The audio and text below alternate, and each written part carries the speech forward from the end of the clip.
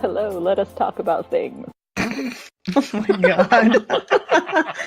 Oh, purple. Oh, I love it. That's what I'm using for my informal intros now. I mean, it's kind of formalized with the audio, with the music preload type stuff that you got going Yeah, on. that sounds pretty pro.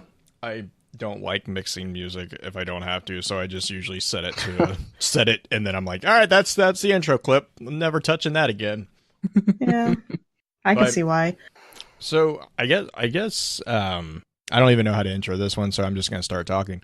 So this actually is a special episode, kind of similar to a behind the scenes, but it's not going to be behind the scenes topic. It's going to be actually a kind of a conversation about relationships within Destiny, which I believe the two individuals that I have with us tonight are pretty excited to talk about. We have Green Eyed Music Lover. Green, how are you doing tonight? Good. Just shooting some Cabal right now and thinking about all the different weird ships I've seen today on Twitter because I made the mistake of asking people. I'm going to ask you about that in just a second. Ooh, Okay. I want to hear about that. Yeah, these are interesting. So, and then we also have is it Moonvald? Is it Vald? Or? Yes. Okay. Yes. I keep wanting my brain keeps wanting to say Vlad. This is Vlad. Yeah, a lot of people do that. It's actually, I really love it when people do that because I think it's funny.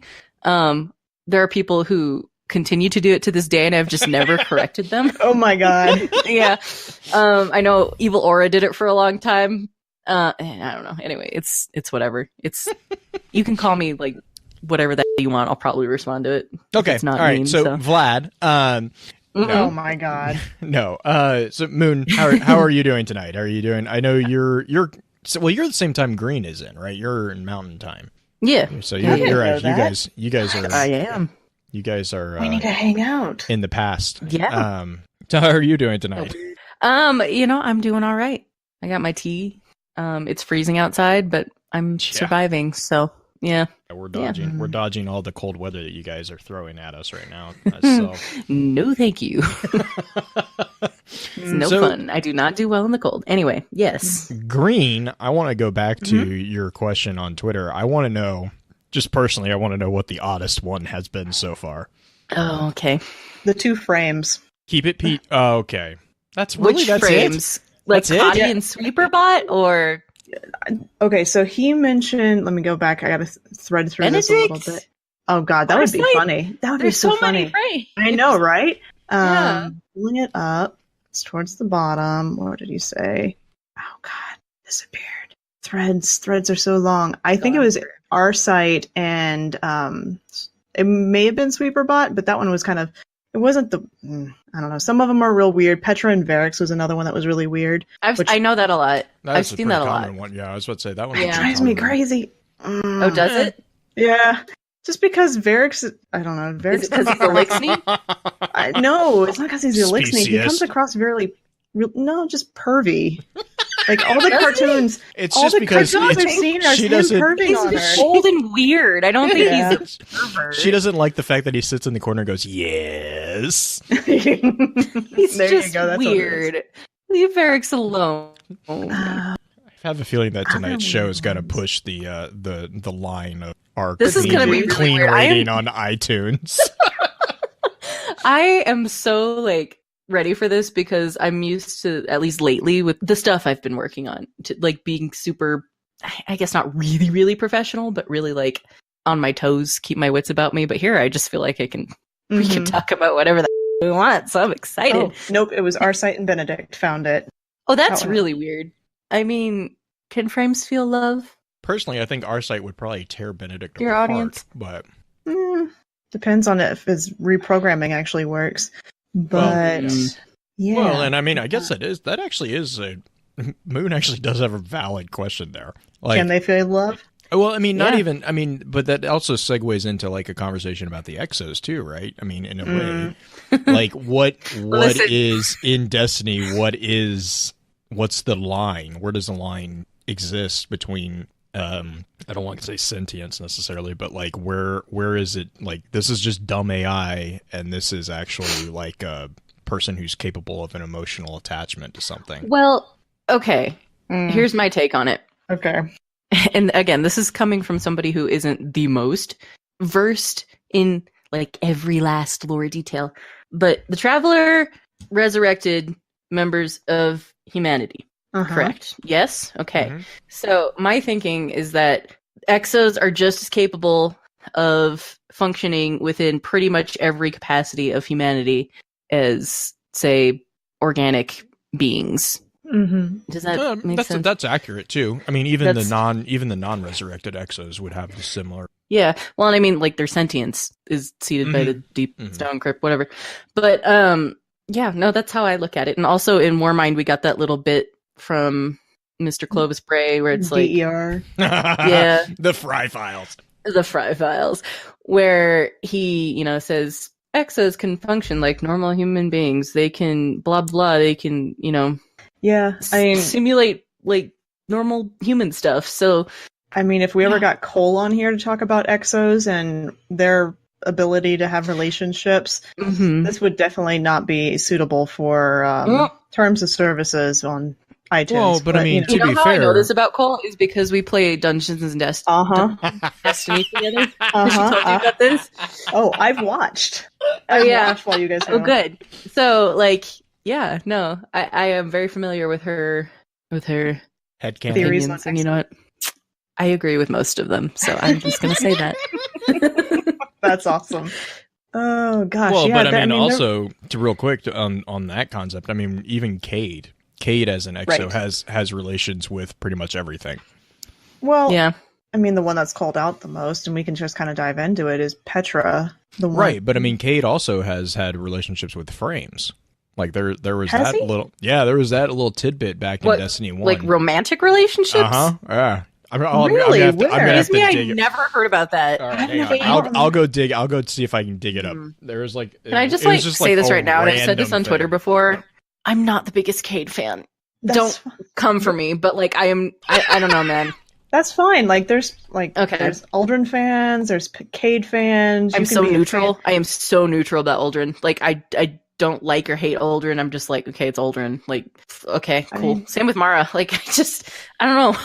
Oh, I'm pretty biased on both of those fronts. So. Oh yeah, I mean that's fair. And like, I'm not saying people can't like or dislike whatever they want to. Just when people get weird about it, I'm like, oh yeah, man, I don't have time for that. Right. Even as somebody who's like really invested in character writing and storytelling and the way, you know, that whole thing functions, I don't have time or mental energy when people are arguing. Definitely. That sort of stuff. So definitely. Do what makes you happy and don't all right, so here it is. You ready? Yeah. Cade in a frame. Cade in a friend. It's mentioned in Splendor 2.6 or 26. Okay. It's 2.6. It's about the third or fourth from the bottom. Let me pull it over. I can actually read it while I'm looking at my microphone. It's Records of the Vanguard OS 16.8. It's basically talking about Shirazi and the research that's being done. I believe this was the Yellow Mites. And it's this conversation. It's right after we learn that Zavala purrs when he's reading poetry. Excuse me, I didn't know that either. Jake is onto something with this Tiger Man. He's just amazing. Zavala, like he gets so antsy about it. Yeah, because Ikora's like, I am not as fond. Oh yeah, no, Zavala. Ikora says, I am not as fond of poetry as Zavala, but I do appreciate the historical insight. And Cade had said, I imagine the two of you purring with happiness over that. And Zavala's response is, I did not purr. Purring is not something I do. Mm-hmm. And then the next record is again, it's the three of them. And Cade says, so they're talking about Bray. No, Shirazi. No, wait. I can't remember if they're talking about Bray or Shirazi. But anyways, Zavala makes a comment about how they wish that Bray was there with them. And Cade's like, yeah, she should be here, frantically apologizing. And Ikora says, as she should be, to which Cade responds, do I detect some jealousy, Ikora? Are her investigations so much more fruitful than yours? Or is it that she's created a puzzle you can't solve? And Ikora responds with, none of the above. Cade Cade's response, it can't be that civilian in the hospital, because that's the other thing. Ikora is having relations with civilians who are in the Owl sector. She has the thing going on with, I don't think it was Rayma, I can't remember. But anyways, he had gotten sick with the mites. And so he's in a coma at this point. And so Cade says, it can't be that civilian in the hospital wing, can it? Zavala, Cade. Cade's like, I'm just funning, Zavala. To which Zavala responds, do you want her to bring up that frame of yours? Because she will. Oh my God. Cade's response is, close the records, Ghost. Thanks. Wow. Cade, you're creepy and weird, dude. What's your damage, Cade? I mean, there's a lot of damage to unpack in that one. But okay, man. What other relationships has Cade had? Because he had he loved Maya, Maya Sundarish, right? Right. Like he was in love with her, even though she was not. And no. she had a lady. Yeah, there was a whole triangle going on with there, but there wasn't really a triangle. It was more of Cade just watching, because Cade just like chin hands, just yeah, she's so beautiful. Definitely. And then there was the Petra Cade thing that came out. Was that actually ever confirmed, or was it just it was implied. I know it was implied, but like they never actually confirmed anything. There was definitely friendliness going on with the communication. Yes. Okay. And like you can interpret it as was something that happened, or you can interpret it as they were buddy because they got each other, they understood each other. That's how I like to interpret it, I guess, because I don't know, man. I'm going to say that a lot during this, because like I like to not be responsible for my opinions, but as you do. I feel that Cade and Petra had a very platonic relationship, but that's just how it read to me. Well, and again, I can definitely see both sides on it, because that's why I was asking this, because when I read the like excerpts of the letters, I definitely did not get like any of the shipping that was going on with them. Like I didn't see that at all. I was like, oh, it's just Cade, because Cade flirts with everybody. Like, I mean, and everything, right? I mean, like, he kind of, that's just his demeanor, that's his personality. And Petra, she doesn't flirt in the same way, but she definitely does have a playful nature to her. Exactly. I feel like they both have like that adventurous, like Hunter-esque sort of right. Yeah, and so like I never caught it. To them. And then I can't remember, there was one piece that I was like, oh wait, maybe I can't remember what exactly it was, but like even in the cutscene, which was absolutely hilarious, with him falling down to the bottom. Wrecking balls. That's all I hear now because of that stupid edit that somebody did. That's up there. You want to talk about an edit that's ruined? Well, not ruined, but made a game better, is this one that's going around with Mr. X from Resident Evil, where they put DMX over it. Oh my God. Oh no. I die. It's like 2 minutes of just me rolling on the floor laughing. But that scene where he's falling down and he kind of does this salute to her, and she goes, "What the fuck?" Yeah. Me too, girl. Me too. It's like, but I was curious if they actually had like that had actually been confirmed, or if that was just everyone implying. It's a lot of just people really wishing for it to happen. I've never seen a dev confirm it. I've never seen it confirmed in any real way in the lore. I mean, we've had more confirmation about Hawthorne's sexuality than Petra's, to be honest. So she's gay. Yes. Or at least bi. At least bi. Yeah. At least bi. At least. Or at least that grandmother thinks so. I'm at least bi. Yeah. At least the grandmother. Minimum LGBT requirement here. I mean, the grandmother is definitely like, hey, you're still single. My granddaughter is too. You should come inside. I love that. I love that lore. It's I'm so like, good. oh my God. I mean, all of the lore that came out during Dawning about Hawthorne, Devrim, and Mark, that was like the sweetest thing I've seen in lore in a long time. Just the fact that Hawthorne was orphaned and Devrim and Mark took her in. So those lines about Devram basically bailing her out of all those things is legit. She was dead. The reason my hair is gray. Well, that and I mean, legitimately too. Like they bailed her out of some serious stuff because that was the whole scene, the best scene, where she with her punched, and that was when he was a faction leader. So he was the faction leader at the time, and she sucker punched him in the face. And Mark, he deserved it. Oh yeah, no, good for her. Yeah, I'm not arguing, and neither did Mark or Devram apparently. Yeah, but like Mark apparently has enough political clout to keep him at bay. Like which that is was amazing. That was pretty impressive. Like if you think, because New Monarchy is very heavily involved in city functionings, and so to actually keep a faction leader at kind of the door waiting for a couple days while they were getting Hawthorne out of the city. Like that's actually, I mean, that's a pretty big comment on how much political clout Mark had doing whatever he was doing. Which, do we know what he does now? Or is he just not that I've been able to find out. Like, I mean, we've had comment like he sends Devram tea.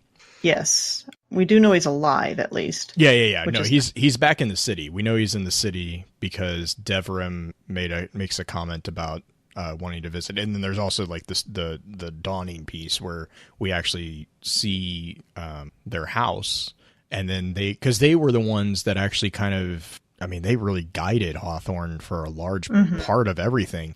They put her in contact with the farm. It kind of seems like they have. I mean, Devram's definitely still heavily involved with her day-to-day stuff. I mean, I'd almost say Devram's probably out in the wilds because of Hawthorne than anything else. Let's see here. Who's another one? Anna and Cameron. I got to see him in the comic. Yeah. Yes.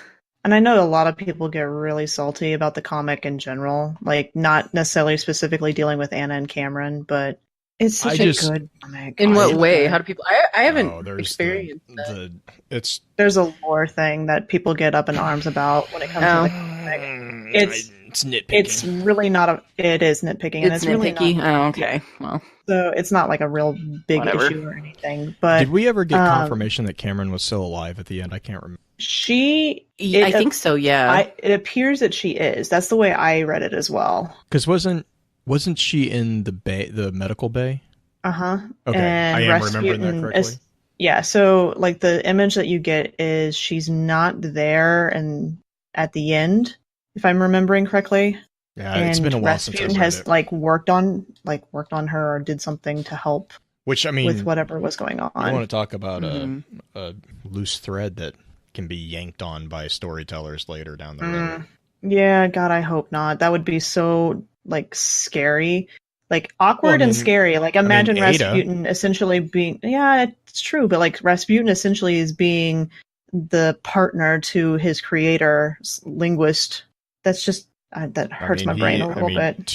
Not to dive down that rabbit hole a little bit, but to be fair, he is researching a alternative to Guardians. Right. I mean, that's true. I don't want to think about that. Thanks. Yep. Sorry.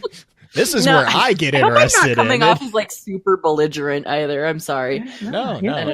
The other, I was about to say, this is the one I want to hear because we got a ton of information about them. And, I love them, and I love the dynamic between them because it really shows the depth of character, especially with Wayne. Like Ariana, we actually didn't get a lot of information about Ariana's personality. We got a bit, but Wei Ning was the one that they really they fleshed her out quite a bit.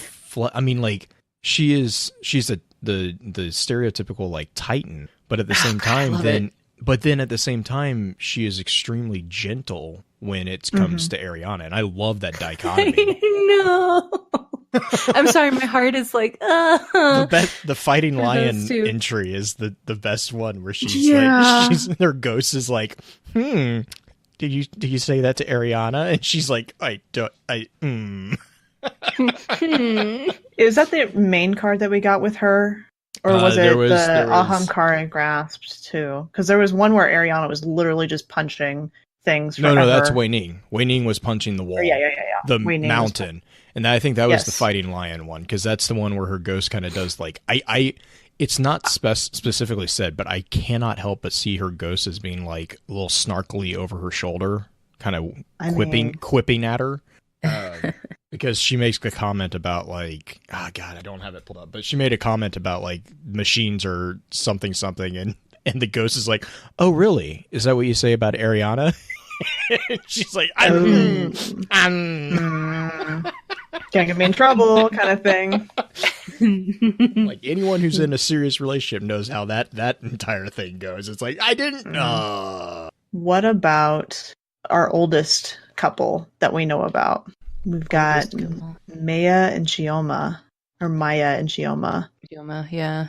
Back from D1. Like, a lot of these couples we didn't find out about until D2, to be honest. Like, Anna and Cameron, Devram and Mark, Wei Ning and Ariana we knew about, but was it ever confirmed in D1? Do you remember, Blue? No, it was never specifically confirmed. Like, we know that Wei Ning was really close, but so was Sai and Ariana. Right. Sai Moda was also. Sai Moda, yeah. And Eris was intimately close with all of them because they were all a fire team. And like, until D2, we never got the sense that Wei Ning was actually, that there was more. Like, there was never any, like, I can't remember any hints at all. Right. I wouldn't know. But we had the journal excerpts from Maya. I was about to say Maya and Chioma we knew back in D1. Yep. I think, those were the ghost fragment Vex. And that's very explicit. Like, I think they call a wife. Yeah, exactly. So that was confirmed from I'm trying to think if we had any other known. I mean, we had Ikora, like later in D1, we had the information that dropped about Ikora and the Owl Sector civilian. Right. And Cade and the frame. Yeah, well, yeah, and Cade and his little apparent down. Whatever that is. I hate that. Gosh, that's the thing. I'm so sorry. Funny. That just like, it's so funny. Me out. Oh, I don't know. Cade, what are you doing? Stop. Frames can have feelings too, apparently. Can they? I mean, Cade sure So Cade has a bit of a history with frames in general, because if you remember I don't want to know. Well, no, if you remember in D1, he constantly was trying. So remember we used to have the Vanguard Quartermaster in the tower?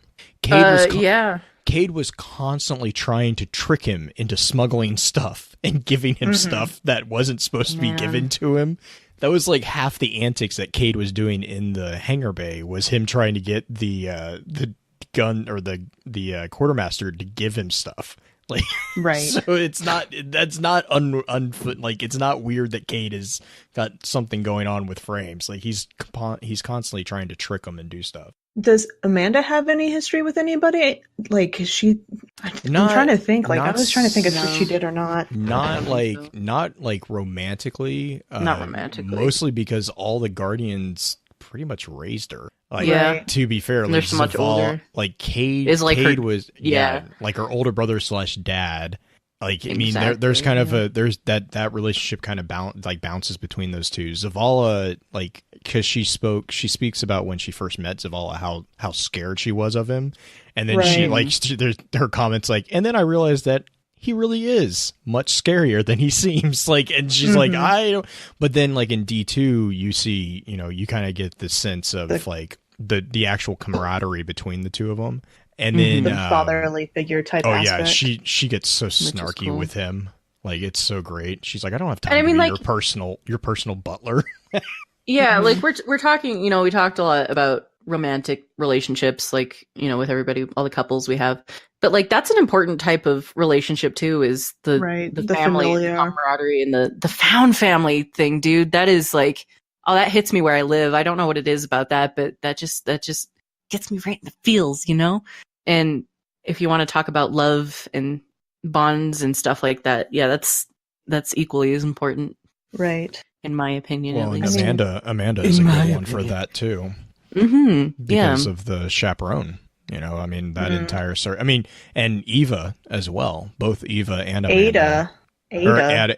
Well, yeah, I was thinking D1, but yeah, I mean, Ada. That was another one that was a definite punch in the gut for story wise.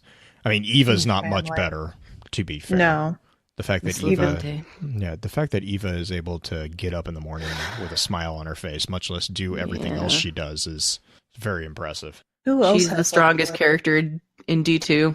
Props to her. Yeah, I mean, a lot of them had to live through so many different things. We talked about Hawthorne and Devrim and them. There's a lot of the Awoken that we learned about, like especially after the schism between the Earthborn and the Reefborn. Amrita was one of them. Amrita, and I just blanked on her partner, but like they were Amrita decides to return to the reef, and her partner decides to stay with the Earth. And there's really, where is that lore at? I have not seen that one. Amrita, for the people who may not know, Amrita is the Corsair that you saw actually this week, which is week 1 of the curse. She's the one who gets shot. It's on the during Tiger Spite. The mission.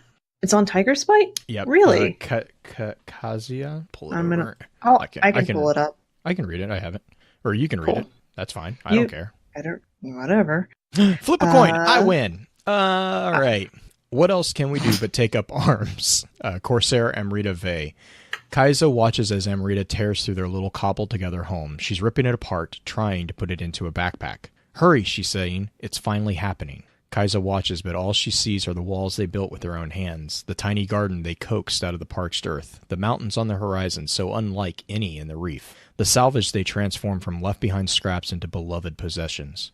She watches, but all she thinks of is the before and the after. She's starting to realize that she stopped longing for the before years ago. It's clear now that Amrita has been dreaming every day. When Kaiza speaks, it takes all of her courage. What about our life here? Amrita reels. What life? She says, thoughtless. This isn't a life, Kaiza. This is waiting, hiding. This is purgatory. The queen's alive. Petra needs us. We have to fight. Of those who go and those who stay, Amrita goes and Kaiza stays. Alone. Dang. So I did not realize this one. This wasn't after the schism. This was after Taken King. So they must have been on Earth after Mara's, quote, air quotes, death. Because this would be right, which would lead directly into what Amrita kind of happens with Amrita in the Dreaming City, because she's probably if she's a Corsair, she would be returning to duty and thus back into the lines where she gets wounded. And then that also explains, like, Petra needs us. We have to fight. That's her going. That's basically her going back into the fray with the Dreaming City. So yeah, this would be right after not right after, but right before the whole Forsaken events. But yeah, so Kaiza is, I guess, I took that as their partners of some sort. Now, if they're siblings or not, I don't know. I definitely didn't get a sibling vibe in that. I mean, there's not necessarily a romantic vibe either. Right, yeah, I don't. I mean, like, the beloved possessions. I don't know. But anyways, yeah, that's the one that I was saying. So, like, Kaiza and Amrita, they split their ways. Kaiza stays on Earth, Amrita goes back, and then that whole, obviously, we mentioned what happens with her. Dang. But there's what about Mara and Sure. The behemoth of an archer. Bow lady. The amazingly strong and apparently snarky woman who is like my spirit animal. I love the lore with her. Much larger, but... Yes, hey now. Don't pick on me because I'm short. Gosh. Yeah. I think the cool thing with that particular relationship is you see it really go from one extreme to the other. Because, I mean, Shur was originally a paladin that was out for Mara's blood, and then through a series of really interesting events, gets outsmarted by Uldren, and ultimately becomes her lover. And, like, it almost seems like she dies for her. I know she doesn't really, but it kind of, I mean, like, she definitely is willing to, which is a drastic shift from what she was originally going to kill Mara because of her perception of Mara having killed her, I just blanked on what they called her, the puppet that they set up in the Civil War. Marionette? No. Yeah, well, Mara's marionette, but the Right. Dispora. No, it wasn't Dispora. Okay.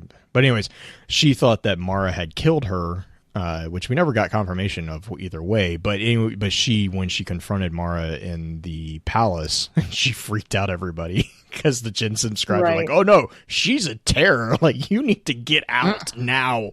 They all ran away.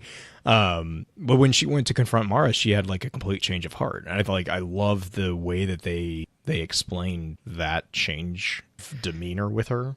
Yeah. And then you've got the other infamous Mara, quote unquote, relationship, Mara Shax. The one that. I'm telling you, oh, God. Mara is the bicon we all deserve. Mara is Mara. We'll just say that. I love her. Did you see the Crimson Days lore that came up though? That basically Shax is like, I'm gonna marry somebody. Shax, they do this, yeah. There's a number of different ways. And Green, we kind of talked about this. There's a couple different ways you can take that card though, too, right? Right. It depends on how you read the presence of weapons and the presence of like the quote air quote the guardian within the Destiny universe. And this is a common problem that I have with a lot of MMOs is there's only like theoretically in this world there is only one of X, but then how do you explain how you are supposed to be the good one? I mean, right, it's like you killed Oryx, okay, but so did the person standing next to me, but in that shared world, how does that work? Because Shax's statement could mean he's going to be polyamorous and marry everybody, or it could be literally whoever wins this bow, in that shared world instance, that is Shax's partner. If you actually I'm trying to think if it's 50 kills or 40 kills or something like that. There's a voice line that got added fairly recently where Shax is like making you a present, essentially. He's for you. Yeah. It's the 30. Yeah, he's so excited, and it's like almost tearful the way it sounds. Like he's just like so proud. I love Shax. You can tell Shax as a character has just a giant heart. And actually, now that I'm rereading this, I think it is plural because he says to those of you who win this bow. Mm-hmm. I mean, Shax has been very. I just want to know what comes after that. All the time. It's amazing. Did you think this through, dude? Do you know? I don't know. Archite is still I love the fact that Archite's like, okay. Sure. Yeah. Can we also talk about Aldrin and Jolion? Yeah. That one is interesting to me. Kind of it's got a bromance feel to it to me. I say I don't know. I take it. I read it romantically. Here's one that's fun for you. I've seen that ship start up within this week. There's somebody shipping that on Twitter. Really? Oh, interesting. Yeah, there are two RP accounts, Joylon and Aldrin account that are shipping. I'll be honest, I always read it as compatriots in arms. And it very well could be, but because it's also of the way that he treats Jolyon at the end before he forgets about him, but the way that he views Jolyon at the after they've gotten back from the Black Garden, it just to me it struck me as he was definitely friends, he definitely was friends, definitely brothers in arms, but there was definitely a segregation between the two of them. Mm-hmm. In the sense that Aldrin was really honestly kind of always a loner. He never seemed to, I don't know, Aldrin never seemed to have any need for a relationship with anyone outside of Mara, and that was because he has kind of one with Petra, though. You see it in when Petra gets. It's like a brotherly one, though. Right. It's not a relationship. Yeah. Sorry, I thought you meant romantic relationship. No. I was like, I don't think so. No, not those two, no. There's a brotherly, sisterly relationship. No, I don't know. I guess the way the tragedy quote unquote was sort of portrayed with Jolyon and Aldrin, something about it just felt very tragic comedy or like a tragic romance, like, Romeo almost and Juliet thing. Yeah, Romeo and Juliet's a really good comparison for me, at least. And again, it's subjective. I don't know. And again, maybe because I'm queer, I read it that way. I don't know. Well, I mean, there's that, but there's also like I was just seeing it because they constantly mentioned how they had seen combat together, and so that brother in arms bond is often like there's something to be said with those who have served together. You see this a lot with like brothers in arms and the military movies. Basically, I know that's a gross oversimplification. My question to you is, why not both? Oh no, I mean entirely. I mean, the Spartans didn't seem to have a problem with it either. Hang out, Moon. But listen, you and I are the same wavelength a lot of the times. I'm just saying. But yeah, I mean that one is an interesting one. Not very, very rare in the lore though. Like you don't get a whole lot about those two. The most you get about Julian is the whole thing with was it the Reverie Dawn gear? Where we got a lot of that. There were some cards too. There was within the Forsaken Prince, Length of the Chain, like the entire first half of the Forsaken Prince. Julian is very heavily present, and then in part 1 of Free, you get, and he's not called out by name, but he shows up. He is one of the Awoken who is escorting the captured Uldren back into the prison, which is sad. Well, so sad. The terrible thing is Uldren doesn't even recognize him, but he recognizes Uldren, and Uldren calls out that he picks up that Julian seems to want something from him, but he has no idea who he is. Like at that point, Riven's totally corrupted his brain at that point. But so like Julian was very heavily present in that part, and then he was also in the, I don't know if it was the Reverie Dawn, but it was the one where Joxer gets the arm or gets the weapons. Yeah, because he's the weapons master. Yeah, well, Julian's also the one who made Lord of Wolves. Right. So I mean, like he's a master tinkerer, and he is a scout. But like that's the thing is like because of that, he is subservient to the queen, and even though he's a crow and he does follow Uldren, if the queen asks him, he won't. That was the point where they kind of fell apart in the Forsaken Prince, was when Uldren realized that Julian had no problem not having any secrets like that. He was just like, no, I don't. That's not my job. My job is to scout. Yeah. Can I just say, as just a very general thing, how much I appreciate that there's representation of so many types of relationships in this game? Yes, I was gonna say that too. I always feel kind of like out of place talking about it because I don't really feel like I have a platform for it. But again, like as somebody who's a member of the LGBT community, as I am as well, it's important. Yeah, I know. Yeah, like. It is. You're right. It's so very important, so very appreciated, and it comes from too. Like the writers at Bungie are also, like you can tell. There's like a few that are confirmed and have partners and whatnot. But the thing that I like about the way they write it though is they're not making a big deal of it, and that's something I've always appreciated. It's just like it's just a relationship, and it feels all of it feels natural, regardless of what the dynamic is. Mm-hmm. Or there's like where under the spectrum they're falling. It's very natural and very organic, and that is something I appreciate. And it's still really nice to see. Yeah. Right. At the same time, like it still feels really good to be like, oh, okay, they have real life problems just like anybody else does. It's not glorified. It's not a huge tragedy. It's just. It's real to the. It's on par with like everybody else. Yeah, it really is in the story. But that's my platform, 2-minute worth platform of like LGBT is important, guys. And yes, yes, I try not to hop on that pedestal very often. Yeah, but I mean, it's like again, it's hard because there's like really no platform for it, and but the game is nice where they allow us to do that. Yeah. Yeah, they allow us to see those kind of relationships. What about the familiar relationship between Mara and Uldren?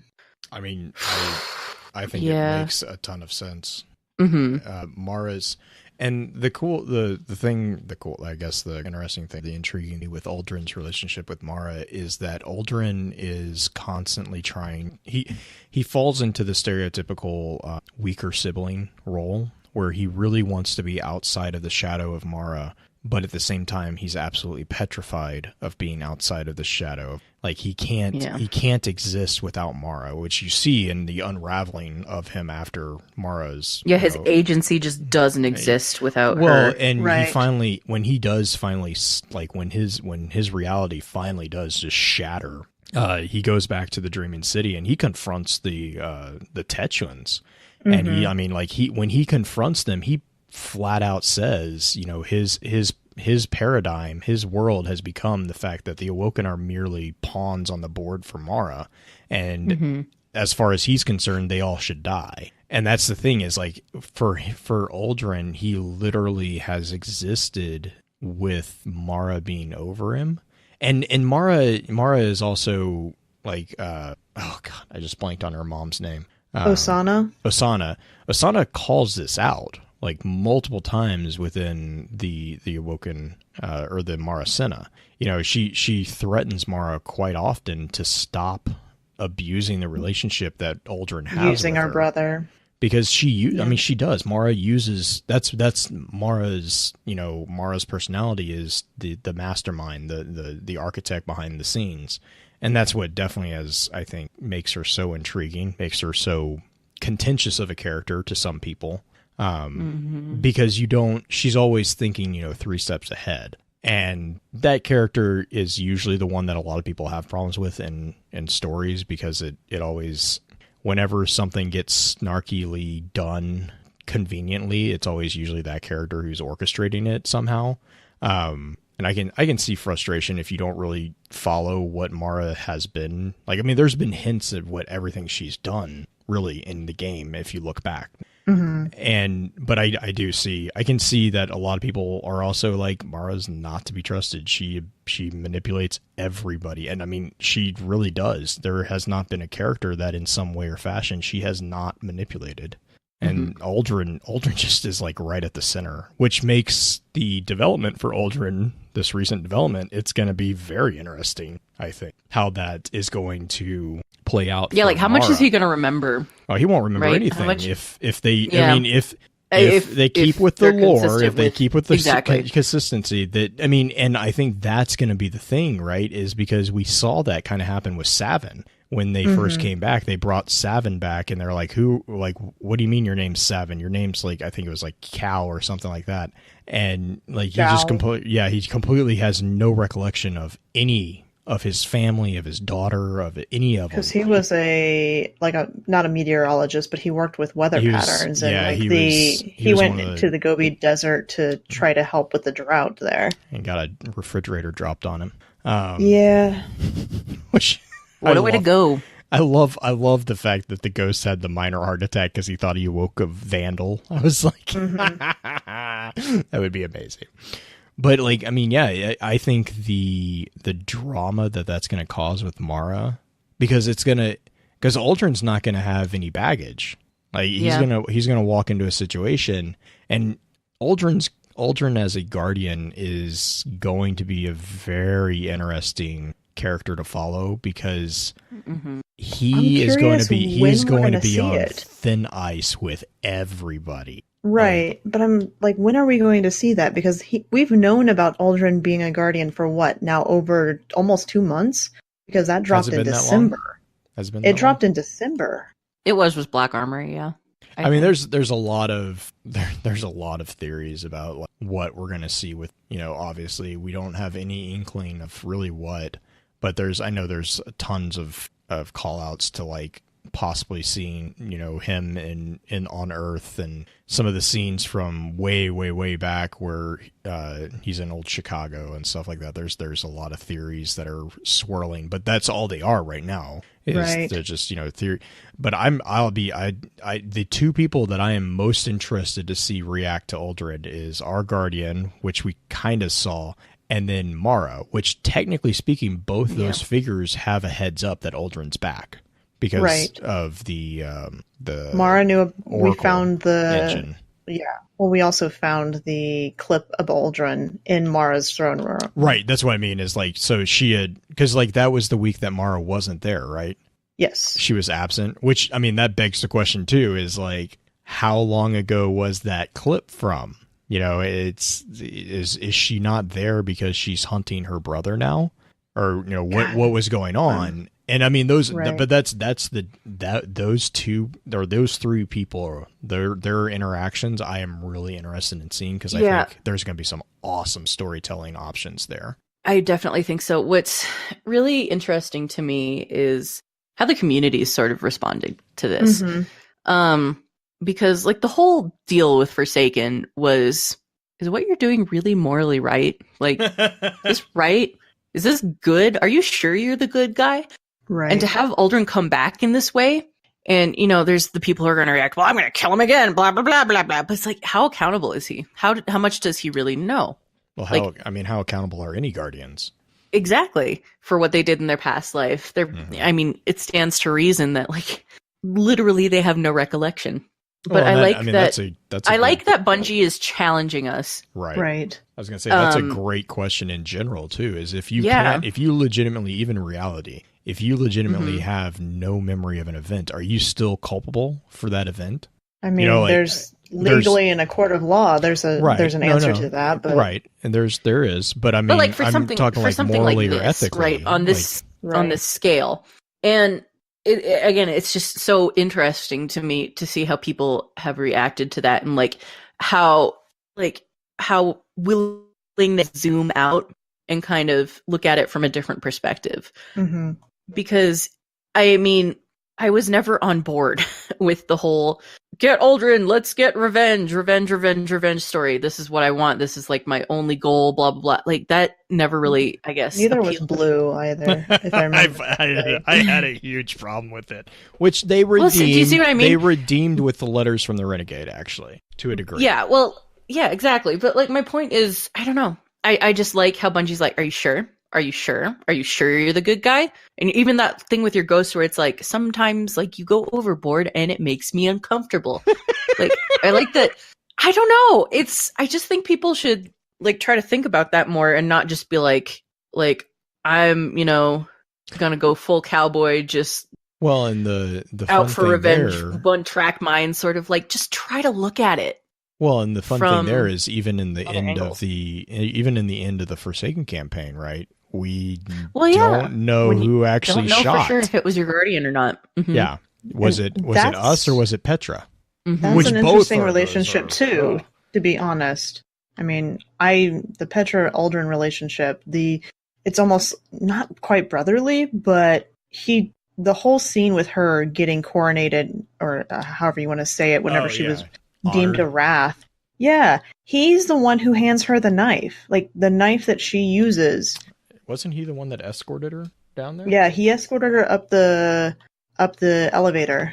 Because like that was like the whole thing was like he was with her the entire time, kind of was the feeling I got.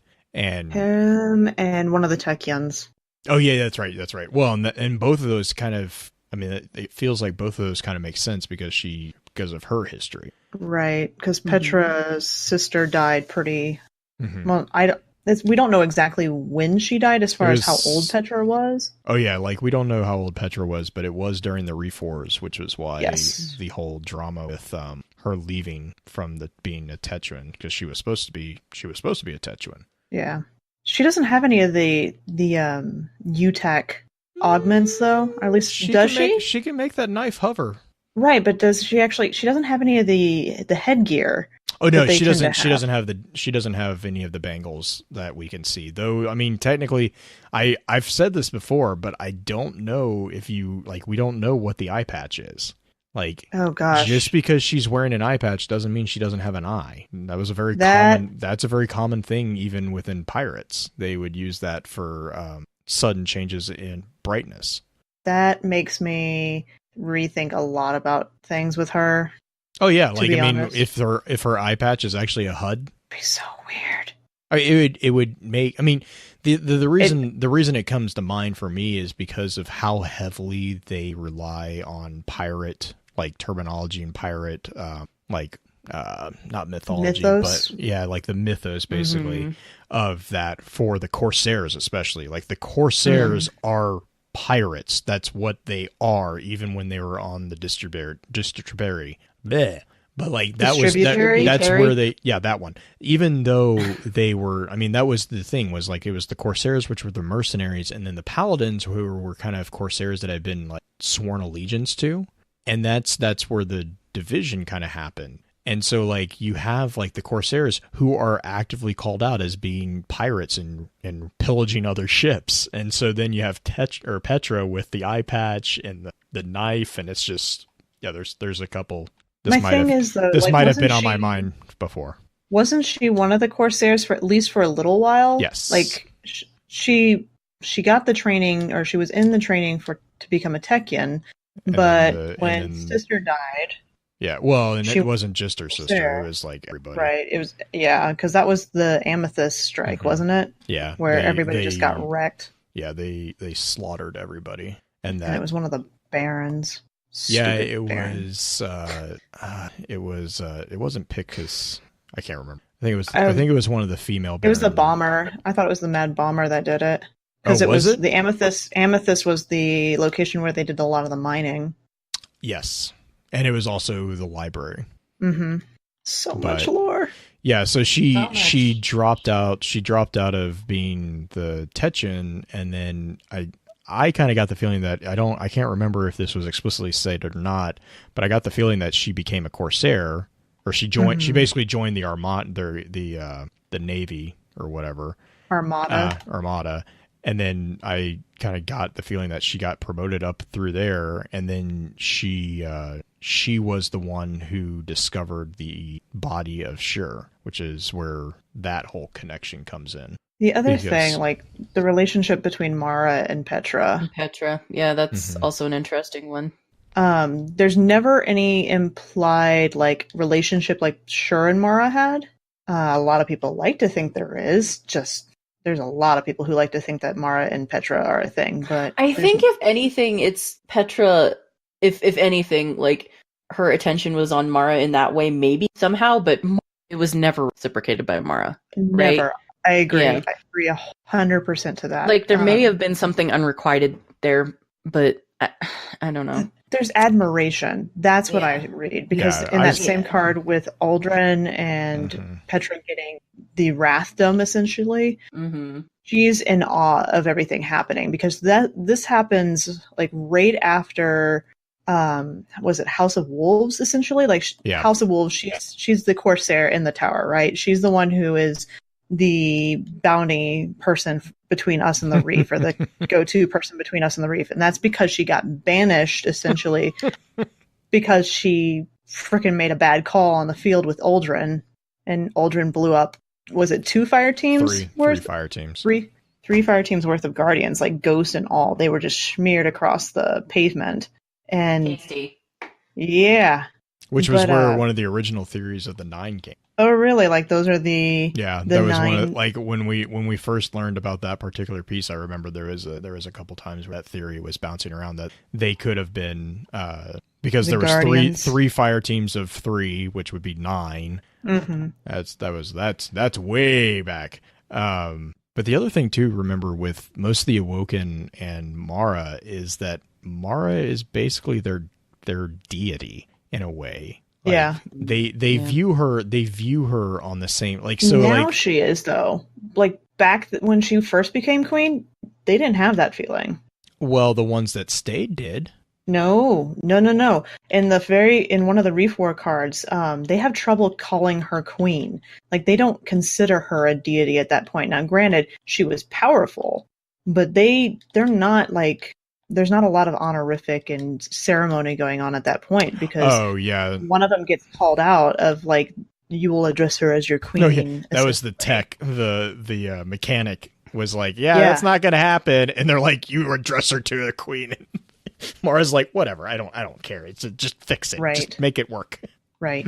But I mean, it definitely, like, Petra's, I guess from Petra's standpoint is what I mean, is like, I never got like, I mean, I definitely see that attitude being like read that way, but the way I always kind of took it was more of like literal adoration. Yeah, I read it. There's a fine line there too, right? Oh, like, no, 100%. Yeah, it's like nobody can say for sure. Like, I'm not saying that's definitely what it is, but it's just so hard to tell what it could be definitively because What about our relationships with our ghost and the various types of that? Because we've talked about like that's guardians and like different NPCs, but what about our own relationship with our ghost and everybody else in their ghost? Because we've had a lot of weird ones.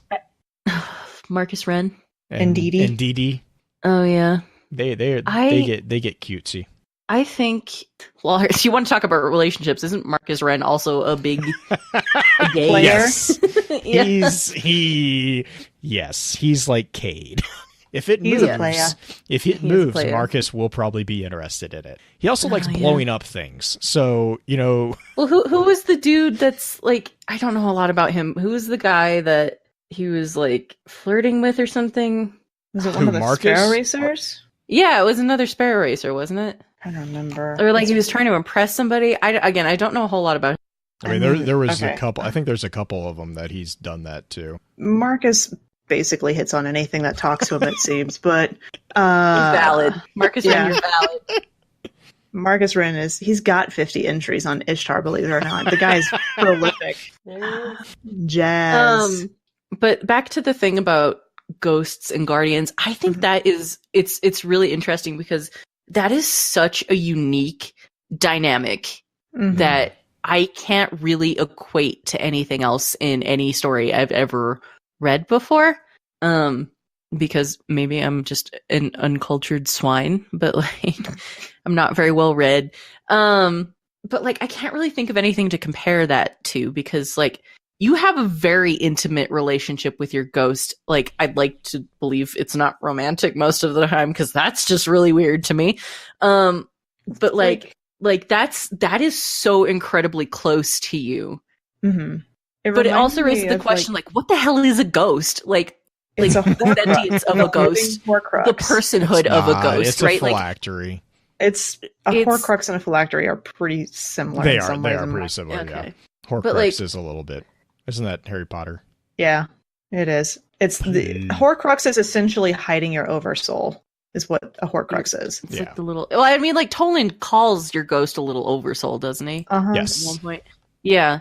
Like I don't know. It's just it's so interesting to me because I can't think of anything to really describe that relationship.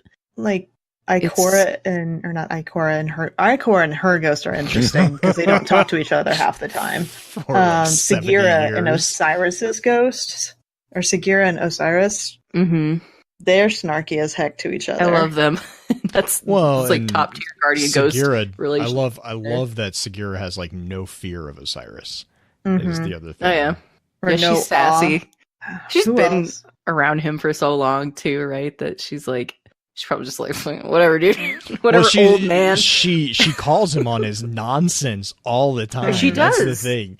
And that's where Ikora's ghost, like, I love that whole, like, he has the opinion of them being the balancing point, the balancing agent of the Guardian.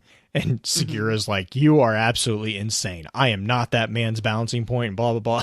And he's like, but you're the one that calls him out on stuff. And she's like, well, yeah, because no one else will. And he's like, exactly, because you're his balancing point. But what about the ghosts that don't have a relationship with their guardians, but we still see the unlinked ones? Yeah. So like the ones I'm thinking about are the funny ones with the Academy. I'm trying to think of their names. Like Obsidian. Oh, I know nothing about this. Ghost 404. Is it Ghost 404? Yeah, that's Cassiopeia. Cassiopeia. It wasn't because they were doing like they were doing excuse me. It's Siva Ghost. Siva Ghost. He got his memory. That's so funny. I've never heard that before. It's in a way kind of sad, but it's also really funny because it's totally a Ghost Stories has some 404. great stuff. That was from. I was thinking about, since this is kind of, sorry, go ahead. Actually, go ahead first. I was going to say that was actually Ghost 404 was back from Rise of Iron. That was was. Or are you talking about a different one? I'm talking about a different one, but because this was the one where they were doing the speech at the college. Oh, that's Peach. That's Yes. Yes. I'm looking for it right now. I do not refer to it as a womb comment. What? Yeah, I don't know anything about that. Balthazar? New to me. I'm looking for it. Yeah, it's God. Difference of Opinion is the name of it. That and was it's amazing. Balthazar and Peach. There's a ghost named Peach? Yeah, and she is snarky as that's so cute. Oh, she's a mess. She is sassy. She's a mess. I love it. God, Ghosts and Guardians, really cool, like storytelling devices there, I think. Again, with that super unique dynamic, and there's so many different ways you can play with it, as we've been talking about, right? Like, I don't know, it's really interesting to me. What I was gonna say, since it's fresh in my mind, is Dredge and Yor's ghost. Oh, well, that's the opposite. How he was right? like, yeah, and how he was like, bye, like this. You are being too much. You are too up. Just goodbye. Well, right? But like, to be fair though, the ghost didn't kick him out. Dredge and Yor had to threaten him. Yeah, he didn't want to, I guess I should say. Yeah, no. But the thing is we have examples of other ghosts actually just refusing to be with their guardian. There's, just flat out like, you Cranes. are terrible. Yeah, Cranes is one of them. And where then, there's another one. Cyril, just the not ghost hunter. And then am I making this up? Or was there a ghost that like didn't revive their guardian? Oh yeah, no, that's what I was talking about. Then Ghost Stories, is that what it was? Okay. 3 or 4 instances of that exactly happening. Okay. Yeah, you're right. Because there was one with the warlord. There was one whose guardian went right. absolutely insane, and it was the Don Quixote or Don Quixote story. Cajito. God, man, it's been a day. Taco Bell. And then there was Cyril. Cyril's the one that I really want to know more about. To be fair, I remember the one about the warlord vaguely. Yes, but yeah, no, like I'm just so patchy on the lore, and like I know barely anything. But up until the whole thing that Bife did, I didn't know that was the relationship Yor and his ghost had, where he was like, Yor was like, I'm not who I was before. Like, you need to give that up. And the ghost is like, I think there's still hope for you. And then Yor's like, So that there was that like really tragic kind of departure. Rezel's descent into madness was a difficult one, I think, for the ghost to handle. But for sure. I mean, there's ghosts.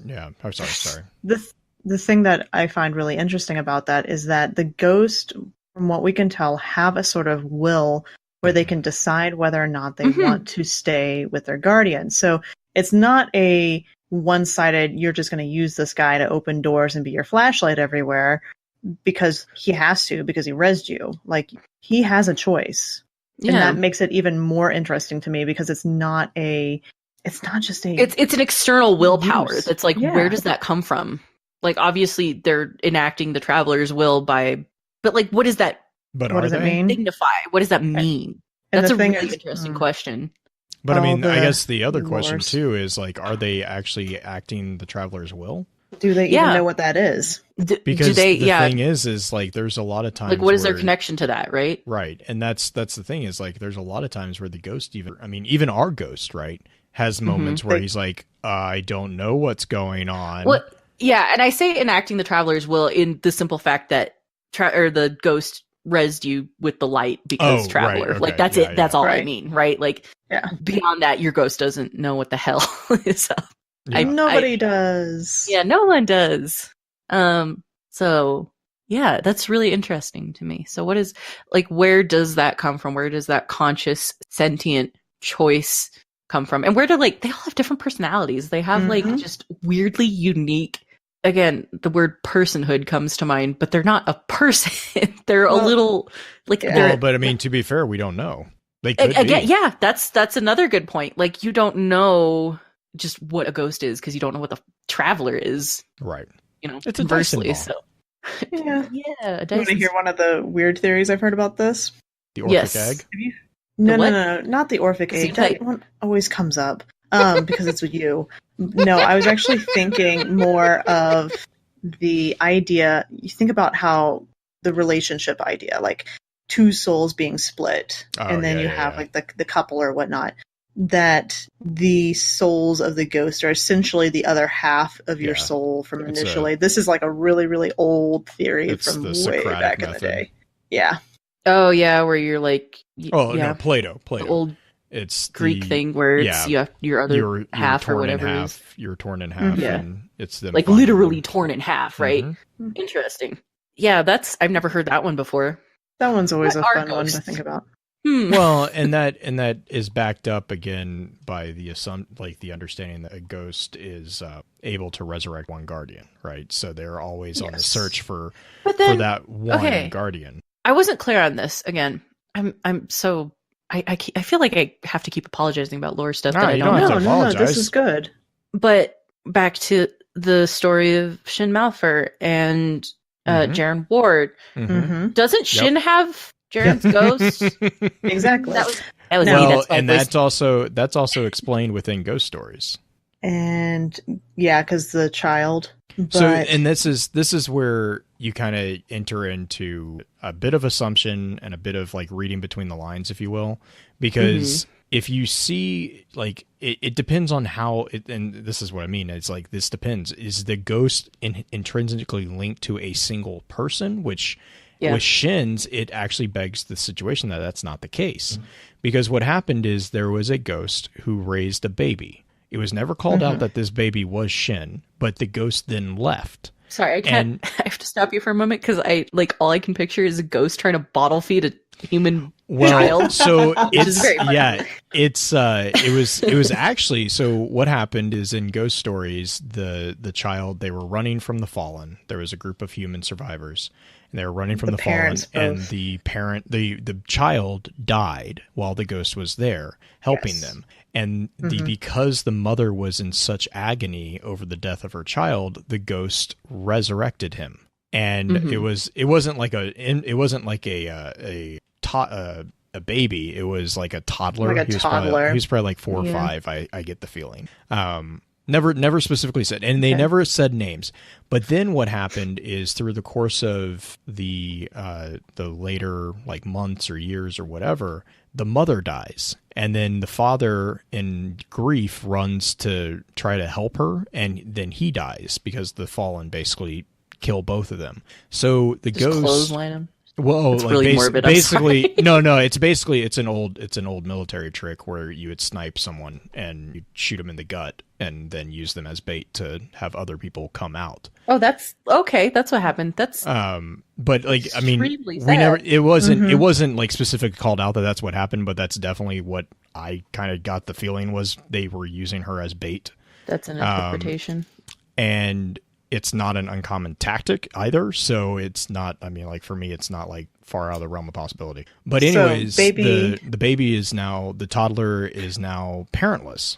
And the ghost, in order to save all of the people, has to abandon them and lead the fallen away. And so he leaves this child in the care of this group of people there's just this group of people. So they would have a second father at this point. And the child is adopted like by another couple who adopts him, and so he leaves them, and then the ghost is destroyed. So the ghost actually dies trying to save this group of people, and it never gets a chance to come back to the child. So then we fast forward to the story of Palamon, where we find Shin, who is with an adopted father. He calls out the fact that one of his earliest memories is a spark of light hovering above him. And like there's just tons of connections here. And then we go on and you find out that he refers to Jaren as his third father. So that, I mean, there's the connection there. And then also Jaren's ghost has third daddy. Yeah, well, and Jaren's ghost also has a weird connection with Shin. And that's what I learned recently. Right. And so there's a point here where you can argue that if the process of resurrection is just a matter of energy dispersal, the ghost might only have the charge to fully resurrect one person, but that doesn't mean that another ghost can't heal another guardian. So that's Jaren's, actually what I've seen a lot of people talk about, is that Shin's ghost currently can heal him, but not from death. So if Shin dies, he could resurrect him. He just can't do a true resurrection. So there's like the first resurrection. Yeah, and I mean that's definitely probably identifying my D&D-ness there, because like, you know, a phylactery doesn't need to do like once the power has been a phylactery is it's a lich. It's so what it basically is it's the fantasy equivalent of the Oversoul from Destiny. A lich will commonly, and this is just D&D, but from D&D. Okay, yeah. Well, it is and it isn't. You have revenants in actual mythology that have phylacteries as well. Okay. But the concept is basically they will take, usually it's portrayed as the heart or the brain, whatever that particular culture views as the seat of the soul.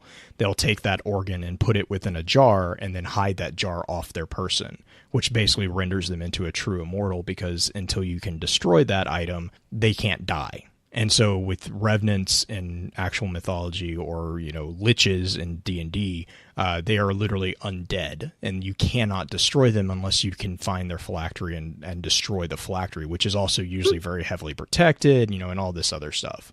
So the ghost is the equivalent for a guardian. And that's why when you see like the instances of like Fellwinter and Satan, you know, when Fellwinter shotguns Satan's ghost, he is effectively permanently killing him. It is a true second death. Cade, that's right. Cade would be the more obvious the rifleman. The rifleman shoots the ghost, and the rifleman has a history of shooting ghosts. Ada has a history of shooting ghosts. The weapon that you see in the Black Armory is actually, that's the comment that she makes about that. That is the rifle that she used to shoot two ghosts. We don't know for sure that she killed them. That's a whole nother theory. She shot them in protection of her mother. Right. Yeah. Can I make an aside? Sure. I don't like that Ada likes us in any capacity in the story. I don't like that she's just so like wishy-washy and also willing to forget. Like, I get that we do stuff for her, and I get that we like complete these tasks or whatever, but I'm not on board with the idea that she's... You also have to view Ada as a child. That is true. Ada is arguably locked at the age of like probably 8 or 10. Is that how that works? I guess until you got the obsidian. The obsidian accelerator or whatever it's called. Yeah, because having such strong trauma attached to like but to be Guardians, fair, light bearers did, I guess, right? It's, you know what I mean? Like, that's really interesting to me that I don't know. I think that a personal thing for me, but that makes it okay for me is the fact that we bring her that token, right? Like, we get the thing from, was it Spider initially? Yeah. So Spider deems us trustworthy enough to be able to work with us, which is essentially how I'm viewing that. And she trusts Ada Spider has for trust. Whatever. Okay. Yeah. They're business partners. They've worked together. Well, yeah, but I mean, like, Spider. Well, again, because there's that really emotional thing, regardless of like business associate sort of. She's not happy about it when it happens. Yeah, she goes, "I see." Mm-hmm. That snarky little bit, and she's still snarky to us. Oh yeah, which I like actually. But to go back to Shin. But again, it doesn't feel consistent in her tone, I guess, is what I mean. Like, because there are times when she's like, "Oh, thank you," blah, blah. And it's very like saccharine and genuine, and then it's just like right back to like, I don't know. And that could have been a directing choice, to be honest. It could be. And I'm not going to say it's terrible. I just would like it if she hated us all the time, and I know that sounds just be consistent. It feels genuine. Because here's the thing, like, you go around everywhere, and this is what I really like about Forsaken, where it's like, Guardian, are you really like the hero that you think you are? I like the idea that like there's more people out in the universe, NPCs, whatever, what have you, that are like, I don't really approve of what you got going on there, or like your presence doesn't really please me, instead of just everybody being like, you're the hero, we're so happy you're here and that you exist and that you've graced us with your presence. Like, I don't like that. It doesn't feel, I don't know. to be fair, not though, everybody's grateful of us. I was about to say that is true.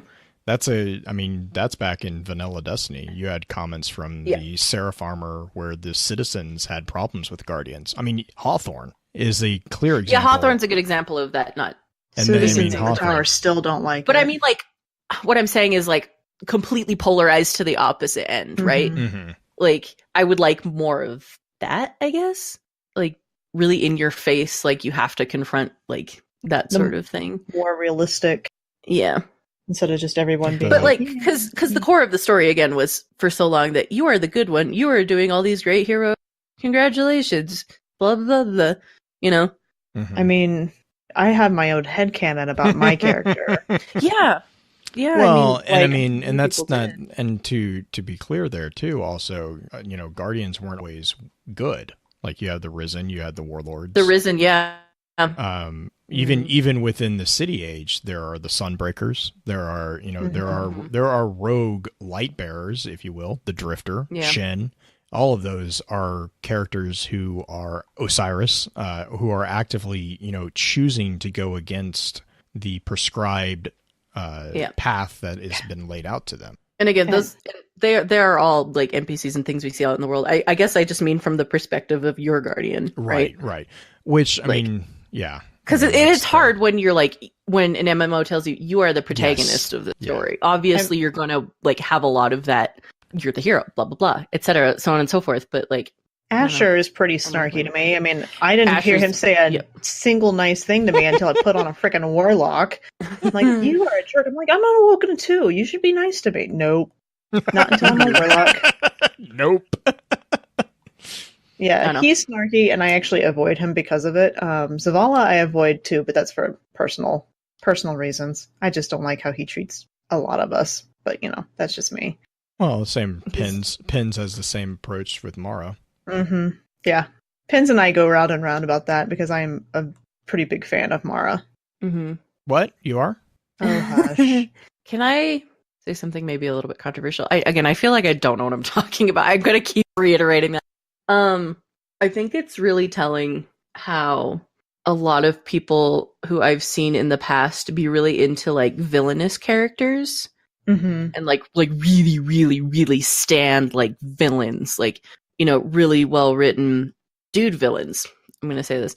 And then like be really quick to hop on Mara's evil, I hate her bandwagon stuff. Do you get what I'm saying? Yeah, actually, like, that's really interesting to me. Seth Dickinson even tweeted about this essentially recently.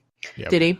Yeah, because he posted. God, that was painful. Not Seth. Not Seth's. The comments back to him. So what he essentially, Seth wrote both the books for Books of Sorrow and the Maracena.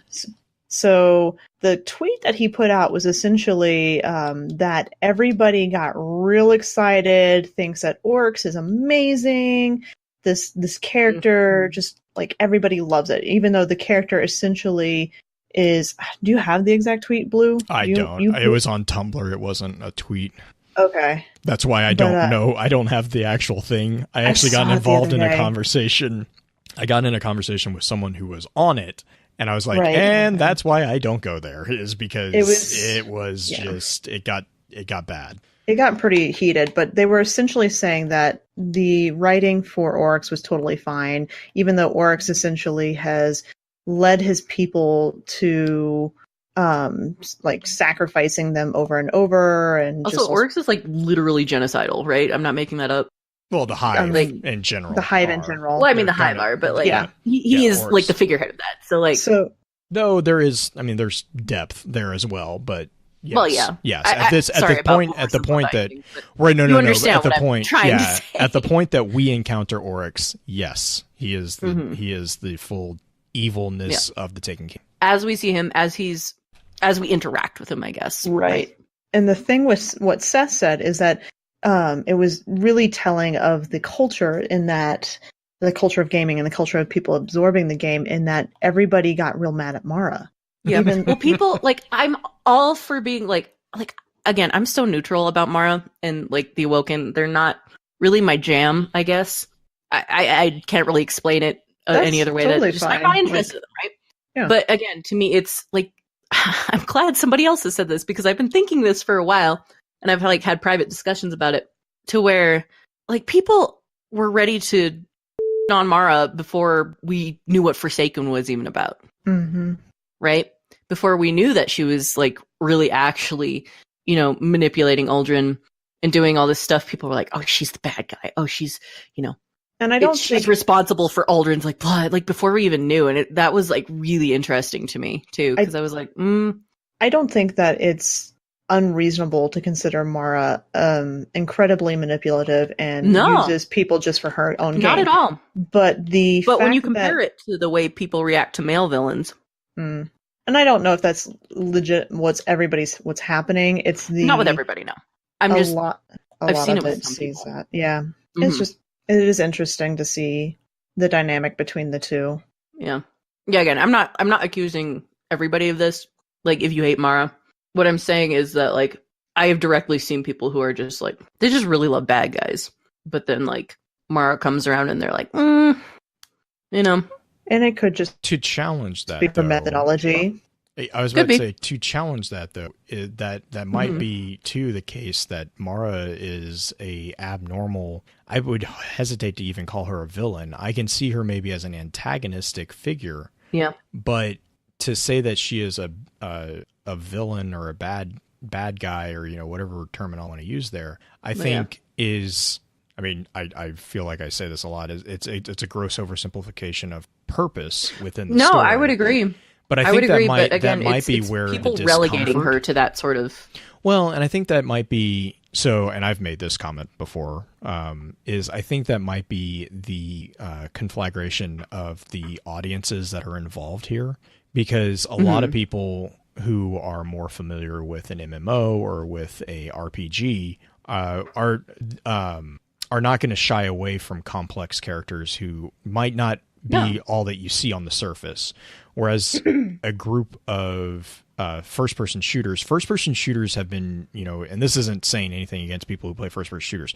FPSs have been trained for the longest time to be very linear. They're very black and white as far as storytelling goes. We're not used to having to parse apart, you know, tease apart different nuances within a first-person shooter for the most part. Oh, for sure. No, I totally agree with you on that. And so when you sit down with a first-person shooter and you have a character who really would do justice in any like strong RPG or MMO like Mara or Toland or any of these characters, I think that there's a disconnect in the expectations going into it. It's like if I pick up a drink and I'm expecting iced tea and it's Dr. Pepper. I like both black and white. I like both of those liquids, and again, but when I drink it, it's gonna be like I'm gonna probably throw up because I wasn't. You know, you're not. It's just the preconceived expectation. Yeah, is all I might be an excuse or an explanation of where some of that. I mean, hostility where some of it comes from. Yeah, like I understand that, but again, for me, where I take issue with it is from the same people who, like, you know, are familiar with complex, antagonistic, villainous characters, obviously, very obviously through, you know, whatever they talk about on social media or, like, you know, just what they're obviously interested in. And if I followed them for a long time and then just turning it around and their reaction to Mara just being so weirdly out of line with all of that, like, again, I think it goes back to what, who tweeted the stuff about Oryx? Did you say? Seth posted about it. Yeah. Again, that's where I'm just like, that just is so to me. Like, again, people can like whatever they want to like, and they can have opinions about whatever they want to have opinions about. But from that perspective, just that one singular perspective, not, you know, I'm not familiar with complex characters or in an FPS game. Just that one very like narrow way of looking at it. That's where I'm like, it's frustrating to see. Oh, yeah. It's hard to walk in the shoes of others. Mm-hmm. Well, and that's where I don't mean to sound too preachy too either, right? Oh, no. Like, no. I mean, I think the other thing too is a lot of people play video games to escape reality. So nuance things like that. You know, there's a lot of pushback against it because you have to want to engage with it too. Like there's a lot of barrier to entry, like especially in the lore in this game. Even though we have access to it in game now, you have to sit down and read a lot to understand these characters. I mean, look how little I know. Well, and how much I still care about the setting and the environment and the story that I am like directly. Right. Like you still get a little bit from the game. You learn about these characters from the game. You learned about Drifter through some of the different strikes, not just through the Gambit run or whatnot, or when you're doing the Gambit missions. But it's just one of those. It's just one of those things where you have to want to engage with it, and if you're only seeing it from the surface, you're not going to have the appreciation. Sorry. Anyway, I wish I could articulate better about the way I feel about things. Again, I just take everything I say, like this is to anybody who hears this, I guess, worth like, you know, I'm not going to say undervalue my opinion or whatever, like, and be self-deprecating about it, but again, but view it as an opinion, right? I mean, and that's the thing. Right. It's like at the end of the day, please don't attack me. No. Yeah, I just have a lot of my thoughts maybe aren't as, I guess, cohesive as they could be, but I still, I don't know.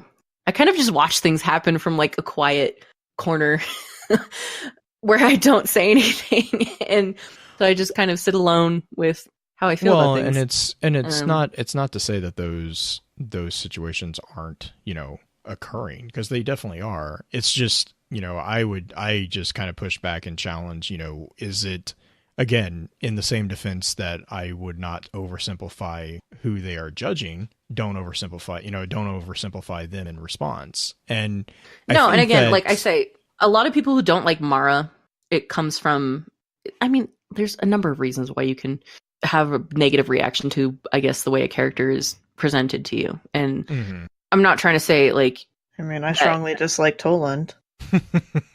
What? You love Toland. Oh, I so hate that character. But no, again, I wish like it's just the one, that one. It's consistency in how you treat characters is what you. Yeah.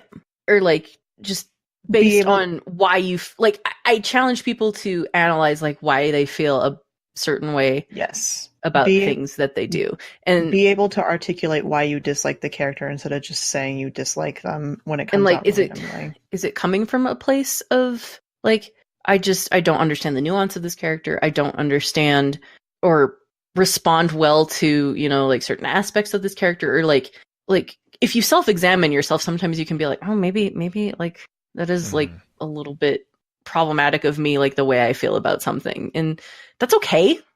To admit that to yourself, I think, is like, I know I've grown a lot from that. Doesn't make you a bad person, right? But yeah, it's just, again, treat characters consistently regardless of, you know, their gender or whatever. Like, look at why you're doing that. I guess I sound crazy right now. I'm so rambly, but yeah.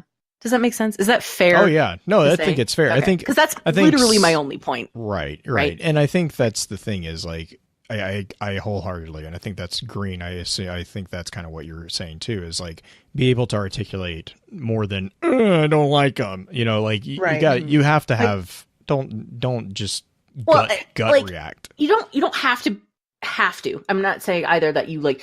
You have to have an explanation for yourself. But if you're like really going to go to bat against a character, why? What are you doing? I mean, Pins and I have really going to be outraged, like very visibly, very audibly on the internet. If you're going to rant about something a lot, like wow.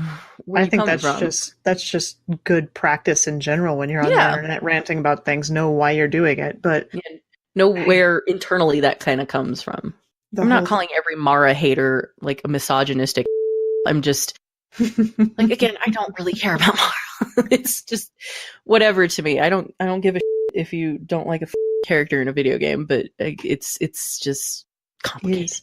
I mean, that's the beauty of it. That is the beauty of a game like this, where you have all these different characters with all sorts of weird and crazy relationships to each other. Yeah, the interconnectedness of everything in this story is incredible. We got the Mara connecting with the Exo Stranger just last week, so that's a new one. Yeah. I feel like the whole crazy man with a wall full of pens and papers that are connected by red string from It's Always Sunny. Yeah, Charlie Kelly. The Pepe's Sylvia, like all the parentheses. Mm-hmm. Like, and there's a Bife video or Bife image that somebody did of that. Oh, where he's the warlock. Yeah, I've seen that. Oh, so I love that. It really, if you start tying in all the connections between the characters and the relationships to each other, there are so many that crisscross that it looks like one of those boards. I actually kind of want to make one do it. Yeah, that'd be really that would be absolutely insane. But I support you, and I think it would look cool. So that might be a project before we move. I have 3 weeks. 3 weeks. Maybe you should want to do it after you. Yeah, that's a lot. Prep take you a while. Prep work first. Yeah, just draft it first. Mm-hmm. Yeah. Well, I think we've covered at least a lot of different types of relationships and characters with those relationships. Mm-hmm. Do you have any others that you want to touch on, Moon or Blue? Sorry, I'm digging through my brain right now. Mm-hmm. That's why I posted on Twitter, tell me what your favorite Destiny couple is, because I was like, I know I'm going to forget some. What are some other weird ones that were in there? Did you read all of the weird ones? Or were there weird ones? Yeah, there was tons of weird ones, but I want to hear the weird ones. They weren't like legit I want to hear the weird ones. She's like, oh. I want to hear the weird ones. I just hear the little hands clapping. Uh-huh. I want to hear them. Saladin and Ikora was a weird one. I never considered that. That's interesting. Yeah, I mean they're both old, I guess. But why? It was like a random shit. There's the but why. Saladin and Aphrodite, I think, is an interesting relationship. Oh yeah. I think there would be Yeah. Continue. Rasputin and anybody who talks to him. Yes. Because he would just yell at them. Me too, dude. In Russian. Yes. Which, I mean, is it though? Non-corporeal robot. That's my jam, dude. I'm telling you. So Rasputin and Failsafe was on that list then. Oh God, no one's even mentioned Failsafe. Failsafe Really? and Failsafe, honestly. Yeah, no one's mentioned them. That's kind of weird. Yeah. And I have 20 comments now on here. Shax and Hawthorne was a weird one. That's okay. Oh, Nadia and Shinobu. May not be canon, but this guy ships it. That one was an interesting one. Fair enough. I support it. A lot of people were like, my character and this character. That's not how shipping works. Oh, I know. It's like, don't listen to him. Ship your OCs with canon characters. Do it. If it makes you happy, do it. Oh right. Yeah, no. It's just. I know. I'm just teasing you. I'm like, no, man, I am such an asshole. The logic, episode. The logic does not work that way. But Belle, a belligerent jerk. Belle is so adamant about shipping with herself with Amanda Holiday right now. She's valid. I mean, she is the most valid person to have ever lived on this earth. Yeah, Please tell her that. I don't know if I have too much argument there because it's Amanda. Mm-hmm. And all we need to do, where's Justin when we need someone to sing Amanda's praises? God, who else? I'm digging through. Let's see. There's a lot of them we've already talked about. Mara Shax, Mara and Jur, Ariana and Marlene. I remember the Jur one. I think that wasn't that a Bad Destiny comic? Which one? Jur and who? The Zur, just Jur in general. Oh, Zur. Zur.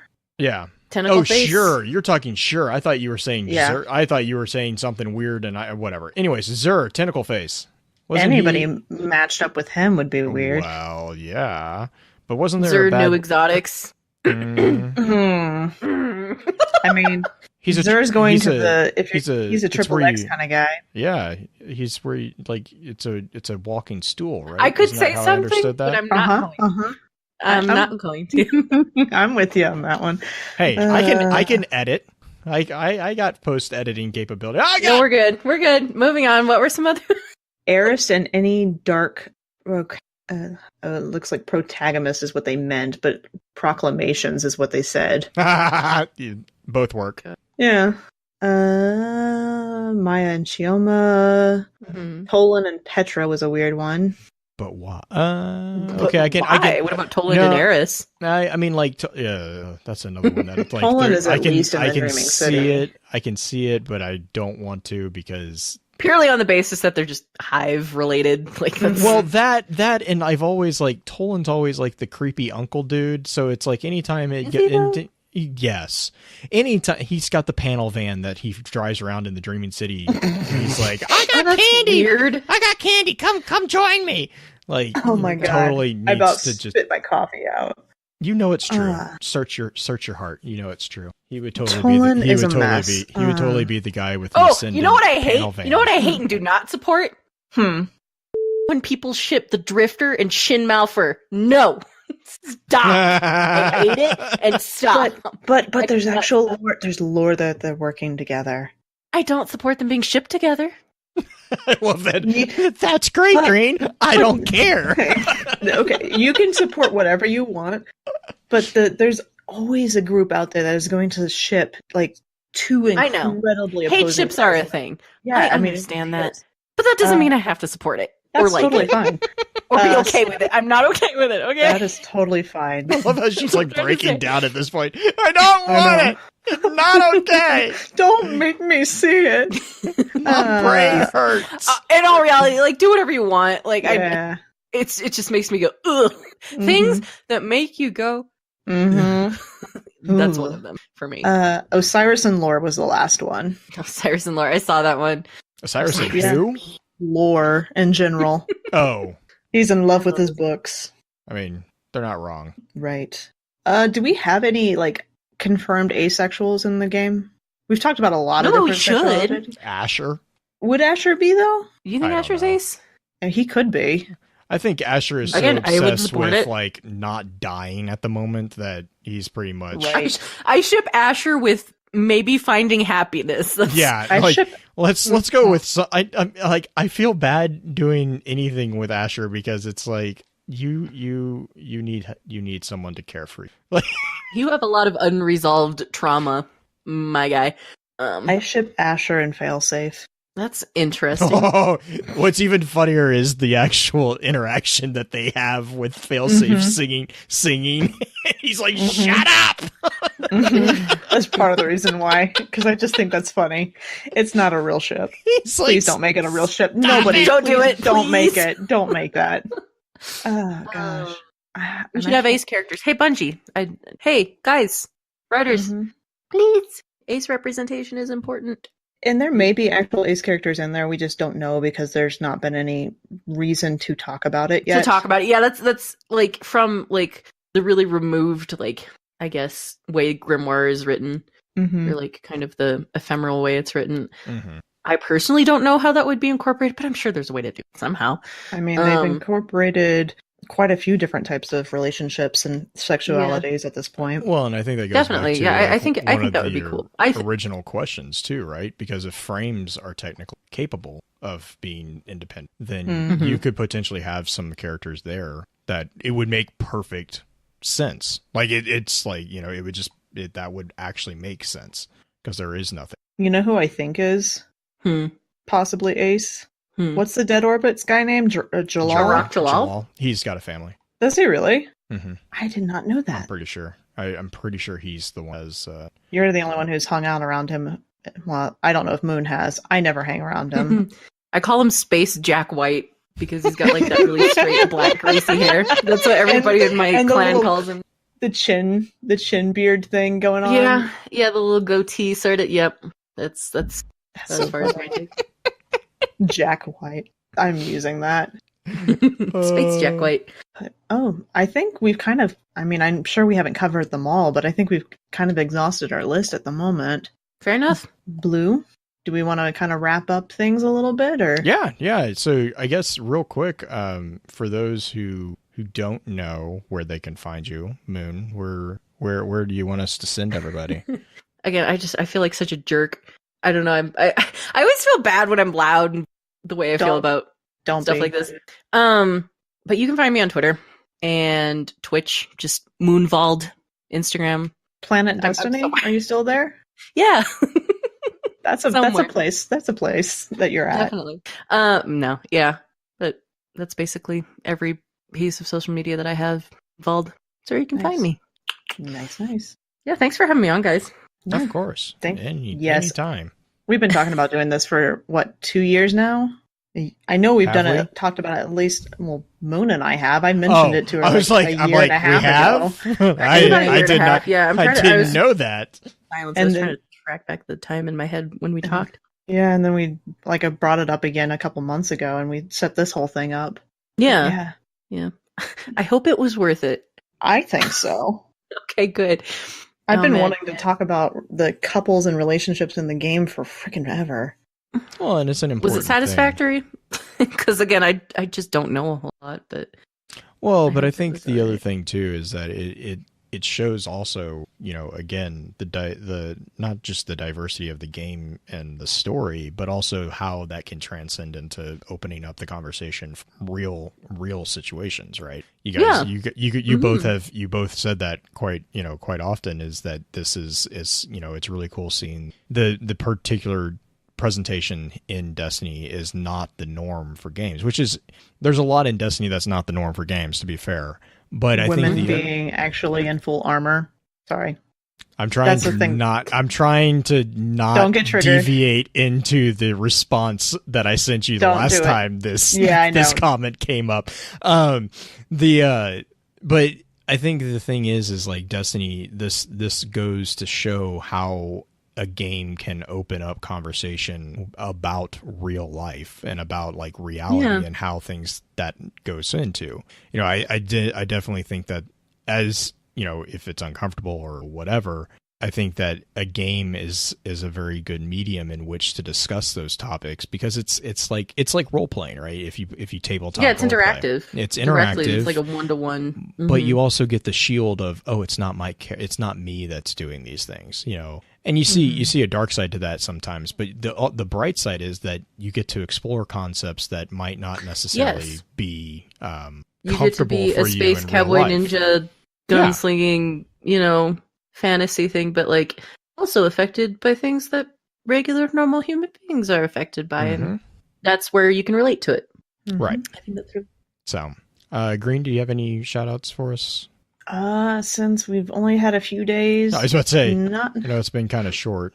Not so much right now. A shout out to the RP community, I guess, is going to be my shout out, because oh man, they're wild. I love them.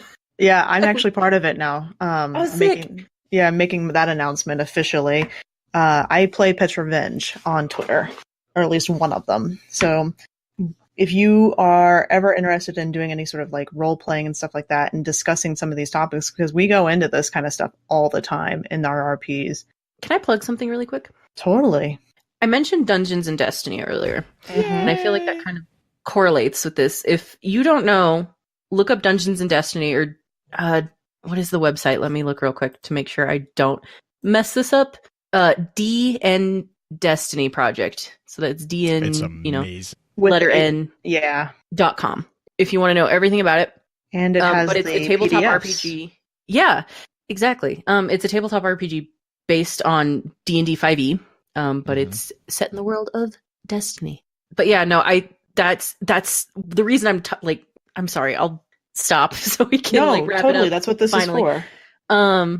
But like if you like role playing, and if you like the lore, and if you like the story, and you want to explore it in a different way and in a medium that is, really expansive and lets you have like a lot of room for storytelling and kind of plugging your own ideas into this really beautiful universe of Destiny, I think that D&D Destiny is a really cool way to do that. And that's why I'm such an advocate for it.